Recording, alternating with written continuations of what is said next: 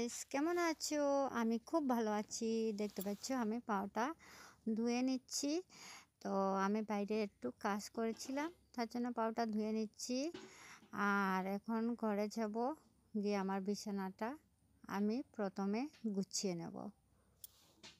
Morning সকলকে, welcome back to my channel. আমার এই চ্যানেলে তোমাদের সকলকে অনেক অনেক স্বাগত। তো দেখতে পাচ্ছ আমার বিছানাটা কেমনভাবে এলোমেলো হয়ে আছে, তো আমি সুন্দর করে ঝেড়ে ঝেড়ে গুছিয়ে নেব।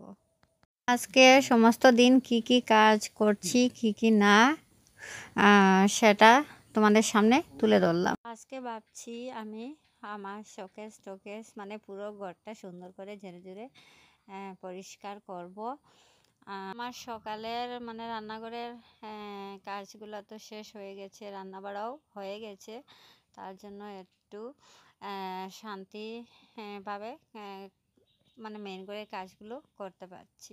আমার ঘরের কাজ হয়ে গেলে আমার উঠানটাও ভালো করে ঝাড়ু দেবো, কারণ রাত্রে অনেক বৃষ্টি হয়েছে, তুফানও দিয়েছে, তার জন্য অনেক পাতা পরে উঠানটা একদম নোংরা হয়ে গেছে। তো সেটা আমি পরিষ্কার করে নেবো।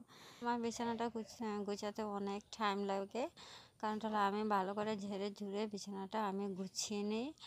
আর ভালো করে না ঝেড়ে ঝেড়ে যখন ঘুমাবো তখন ভালো লাগে, তখন কেমন কেমন লাগে, ভালো লাগে না।